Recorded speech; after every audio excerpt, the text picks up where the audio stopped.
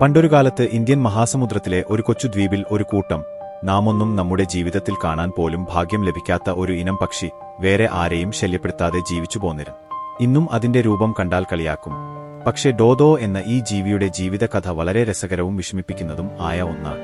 അപ്പോൾ ഒരു ദ്വീപിൽ മാത്രം കഴിഞ്ഞുകൂടി ഭൂമി വീട്ടുപോയെ, അല്ലെങ്കിൽ പറഞ്ഞേച്ച ഒരു ഇനം പക്ഷിയുടെ കഥയാണ് നമ്മൾ ഇന്ന് പറയാൻ പോകുന്നത്. അതാണ് നാം ടെക്സ്റ്റ് ബുക്കിൽ മാത്രം കണ്ടുപരിചയമുള്ള ഡോദോ.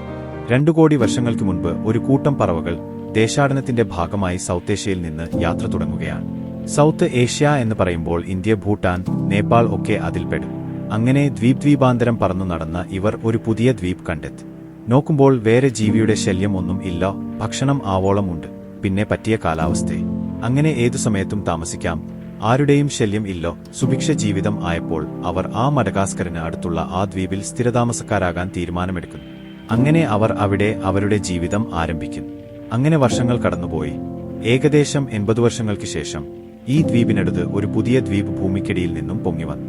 അവർ അവിടേക്ക് ചേക്കേറി. അവിടെയും സുഭിക്ഷ ജീവിതം. ഇവരെ ഇരപിടിക്കാൻ പോലും ആളില്ലാത്ത ദ്വീപസമൂഹത്തിൽ ഇന്ന് നമ്മൾ മനുഷ്യരെപ്പോലെ തന്നെ ഏകാധിപതിയായി അവർ അവിടെ ജീവിച്ചു. അങ്ങനെ നോക്കുമ്പോൾ ചിറകൊക്കെ എന്തിനാണ്? അതിന്റെയൊന്നും യാതൊരു ആവശ്യവും ഇല്ലോ. അപ്പോൾ പരിണാമ സിദ്ധാന്തം അനുസരിച്ച് ആവശ്യം ഇല്ലാത്ത അവയവങ്ങൾക്ക് മാറ്റം വരാറുണ്ട്. അങ്ങനെ പരിണാമത്തിന്റെ ഭാഗമായി വലിയ ചിറക് ഒക്കെ ഉണ്ടായിരുന്ന ഇവരുടെ ചിറകു കാലക്രമേണ ചെറുതായി വന്നു. അങ്ങനെ ജീവിതക്രമത്തിന്റെ ഭാഗമായി ആകമാനം ഒരു മാറ്റം സംഭവിച്ചു. അങ്ങനെ ആ പറവക്കൂട്ടം നാം ഇന്ന് പറയുന്ന ഡോഡോയായി മാറി. ഇനി അവ താമസിക്കുന്ന മൗറീഷ്യസ് ദ്വീപിനെപ്പറ്റി 2 വാക്കു പറയാം. ഈ ദ്വീപ് മൊത്തം ഒരു കാടാണ്. അവിടെ വലിയ വലിപ്പമുള്ള ആമകൾ, വവ്വാലുകൾ, വലിയ ഓന്തുകൾ, പല്ലികൾ ഇങ്ങനെ സ്വതന്ത്രമായി വിഹരിക്കുന്നു. അങ്ങനെ യാതൊരുവിധ ശത്രുവും ഇല്ലാത്ത ഡോഡോ പഴങ്ങളും വിത്തുകളും ഒക്കെ കഴിച്ചു അവിടെ അർമാദിച്ചു നടന്നു. ഈ ഡോദോ ഒരു പാവം, ആർക്കും ഭീഷണി ഒന്നും അല്ലെങ്കിലും ഇവയ്ക്ക് 1 മീറ്റർ നീളം ഉണ്ടായിരുന്നു. അവർ തന്നെയായിരുന്നു ആ ദ്വീപിലെ ഏറ്റവും വലിയ ജീവിയും മറ്റുള്ള ജീവികൾക്ക് പറയാനെങ്കിലും ഒരു ഭീഷണി. ഇങ്ങനെ ഒക്കെ ആണെങ്കിലും ജീവിതം അത്ര സുഖകരം ആയിരുന്നില്ലേ. ഏകദേശം 4300 വർഷങ്ങൾക്ക് മുമ്പ് ഒരു വലിയ വരൾച്ച ഈ ദ്വീപിനെ ബാധിച്ചിരുന്നു.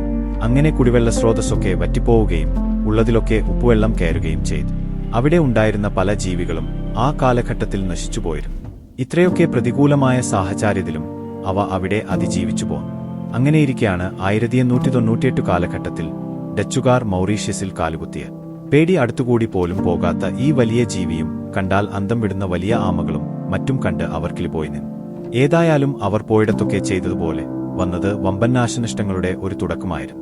ഡോഡോക്ക് വലിയ ടേസ്റ്റും പേടിയും ഒന്നും ഇല്ലെങ്കിലും അവർ അവിടെ നിലനിൽപ്പിനു വേണ്ടി വൻതോതിൽ ഡോഡോയെ വേട്ടയാടി. അതല്ല, അവർ അവിടെ പോയത് വെറുതെ കൈയും വീശിയല്ല, കൂടെ കുറെ പന്നികളും എലികളും കുരങ്ങന്മാരെയുമൊക്കെയാണ് കൊണ്ടുപോയത്. ഇതിനെയെല്ലാം അവിടെ തുറന്നുവിടുകയും ചെയ്തു. എലികൾ എല്ലാം കൂടി ഇവയുടെ വാസസ്ഥലം നശിപ്പിക്കുകയും പന്നിയാണെങ്കിൽ കാടാകെ ഉഴുതുമറിച്ച് നാശമാക്കുകയും ചെയ്തു. അങ്ങനെ ആ ദ്വീപിന്റെ സ്വാഭാവിക ആവാസവ്യവസ്ഥ മൊത്തം തകിടം മറിഞ്ഞു. മനുഷ്യൻ കാലുകുത്തി 100 വർഷം തികയുന്നതിനു മുൻ തന്നെ ഡോഡോയുടെ എണ്ണം ദ്വീപിൽ അല്ലെങ്കിൽ ഭൂമിയിൽ 0 ആയി മാറി. അന്ന് ഇവയുടെ നാശം ആരും തിരിച്ചറിഞ്ഞില്ല എന്ന് മാത്രമല്ല, എണ്ണം 0 ആയി എന്നത് പോലും വളരെ വൈകിയാണ് അറിഞ്ഞത്. അവസാനമായി ഡോഡോയെ കണ്ടത് 1662 ആണ്. ഇതിന്റെ നിശബ്ദമായ വംശനാശം അന്നും ഇന്നും എന്നും ശാസ്ത്രത്തിനു ഒരു അത്ഭുതമാണ്. 18ാം നൂറ്റാണ്ടിലാണ് ഡോഡോയുടെ വിധി ശാസ്ത്രലോകം ശ്രദ്ധിക്കാൻ തുടങ്ങിയത്. അന്ന് അറിഞ്ഞിരുന്ന അറിവുകൾ എല്ലാം വച്ച് ഇതിന്റെ രൂപത്തെപ്പറ്റി ഒരു ഐഡിയ ഉണ്ടാക്കിയെടുത്തു.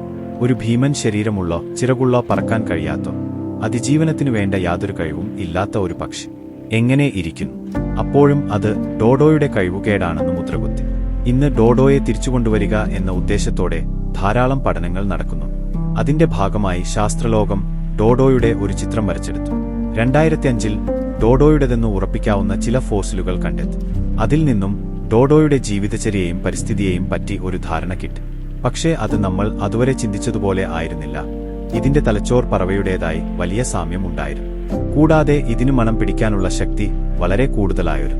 അവയുടെ കാലുകൾ അവിടുത്തെ കുന്നും മലകളും കയറാൻ വരെ ഉതകുന്നതായിരുന്നു. ഡോഡോയുടെ ജീവിതം എന്നു പറയുന്നത് ഒരു ദ്വീപിൽ മാത്രം ഒതുങ്ങിപ്പോയ ഒന്നാണ്. തന്റേതായ നിലനിൽപ്പിനു വേണ്ടി ഒരു ദ്വീപ് തിരഞ്ഞെടുക്കുകയും അവിടെ സന്തോഷ ജീവിതം നയിച്ച ആ ഡോഡോക്ക് തെറ്റ് പറ്റിയോ? ഇല്ലല്ലോ. ശരിക്കും അവിടേക്ക് കയറില്ല മനുഷ്യരുടെ തെറ്റല്ലേ ഒരു ജീവിയുടെ വംശനാശത്തിനു വരെ കാരണമായത്.